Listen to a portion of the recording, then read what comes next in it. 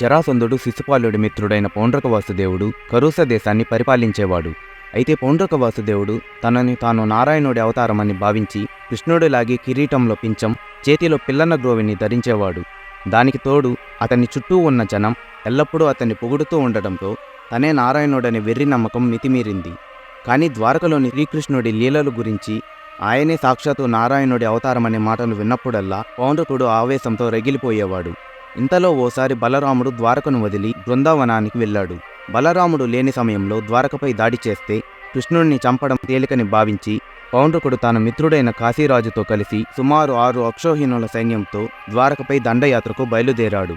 తన సేనతో ద్వారక వెలుపల విడిది చేసి తన దూతను కృష్ణుడి వద్దకు రాయబారిగా పంపాడు. తాత ఉగ్రసేనుడు తండ్రి వసుదేవుడితో కలిసి కృష్ణుడు సభలో ఉన్న సమయంలో ఆ దూత సభలోకి ప్రవేశించి సభలోని వారందరికీ నమస్కరించి కృష్ణుడితో, ప్రభు, కరూస దేశానికి మహారాజైన పౌండ్రిక వాసుదేవుడి నుంచి మీకు ఒక సందేశం తీసుకొచ్చాను. ఇందులోని అభిప్రాయాలు నావి కావు. ఈ సందేశం మీకు ఆగ్రహం కలిగిస్తే నాకే హాని తలపెట్టరాదు అని విన్నవించుకున్నాడు. దూత ప్రాణాలకు ఎలాంటి హాని కలగబోదని కృష్ణుడు అభయం ఇవ్వడంతో దూత సభలోని వారికి పౌండ్రికుడి సందేశాన్ని వినిపించాడు. కృష్ణ, నువ్వు నారాయణుడి అవతారమని చెప్పుకొని తిరుగుతున్నావు. ఇది మంచిది కాదు. నేనే నిజమైన శ్రీమన్నారాయణుడి అవతారాన్ని. పిల్లలు ఆడుకునేటప్పుడు ఒకరు రాజు, మరొకరు మంత్రి, ఇంకొకరు సేనాధిపతి అని చెప్పుకుంటారు. అంత మాత్రాన వాళ్ళు నిజంగా రాజు, మంత్రి, సేనాధిపతి అవుతారా? ఎవరో నిన్ను నారాయణుడి అవతారమని పిలిచి ఉండవచ్చు. అది వారి అజ్ఞానం. ఆ మాటలు నువ్వు నమ్మడం నీ మూర్ఖత్వం. నేనే అసలైన నారాయణుడి అవతారాన్ని. నువ్వు ధరించిన శంఖచక్ర గదాయుధాలు నిజానికి నాకు మాత్రమే చెందినవి. వాటితో నువ్వు నా శరణు కోరితే భగవంతుడిలా నిన్ను క్షమిస్తాను.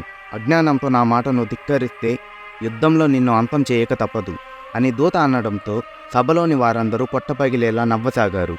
సభ కొంత సద్దుమణిగాక కృష్ణుడు దూతతో, సందేశంలోని మాటలు మాకు ఆగ్రహం కలిగి నీకేమైనా హాని తలపెడతామేమోనని నీవు అభయం కోరావు. కానీ మమ్మల్ని ఎన్నడూ లేనంతగా నవ్వించావు.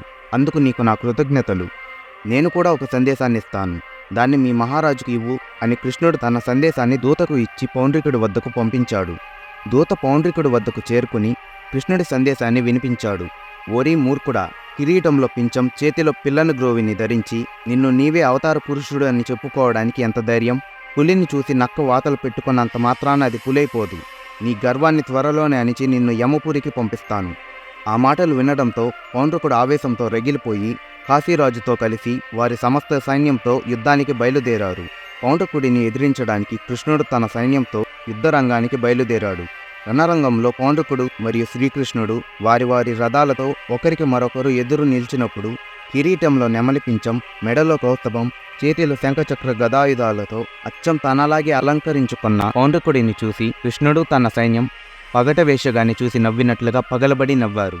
వారి ఎగతాళికి ఆగ్రహించిన పౌండ్రకుడు కృష్ణుడిపై బాణాన్ని ప్రయోగించి యుద్ధాన్ని మొదలుపెట్టాడు. కృష్ణుడు తన సైన్యం పౌండ్రకుడి మరియు కాశీరాజుల సైన్యంతో హోరాహోరీగా పోరాడి వారి సేనలను చాలా వరకు మట్టుపెట్టారు. ఇంతలో పౌండ్రకుడు కృష్ణుడు ఎదురుగా నిలబడి తనతో తలపడ్డాడు. కృష్ణుడి బాణాలు పౌండ్రకుడిని విపరీతంగా గాయపరిచిన పౌండ్రకుడు యుద్ధం నుంచి వెనుతిరిగిపోకుండా యుద్ధాన్ని కొనసాగించాడు. అప్పుడు కృష్ణుడు, పౌండ్రిక, నా ఆయుధాలన్నీ నీకే చెందుతాయన్నావు కదా, ఇప్పుడే ప్రయోగిస్తున్నా, తీసుకో అంటూ కృష్ణుడు తన సుదర్శన చక్రాన్ని ప్రయోగించి అతడి తలను ఖండించాడు. అది చూసిన కాశీరాజు ఎంతో ఆగ్రహంతో గర్జిస్తూ కృష్ణుడు ఎదురుగా నిలబడి ధనుష్టంకారం చేసి కృష్ణుడిపై కొన్ని వేల బాణాలను వదిలాడు. కృష్ణుడు ఆ బాణాలన్నింటినీ ఛేదించి కాశీరాజు శిరస్సుపై ఒక పదునైన బాణాన్ని సంధించాడు. ఆ బాణం కాశీరాజు యొక్క కంఠాన్ని తాకడంతో అతని శిరస్సు తెగి నేలపై పడింది. ఈ విధంగా తనను తానే భగవంతుడిగా భావించిన పౌండ్రకుడిని తన స్నేహితుడైన కాశీరాజును వధించి కృష్ణుడు తిరిగి తన సైన్యంతో ద్వారకకు చేరుకున్నాడు. జై శ్రీకృష్ణ.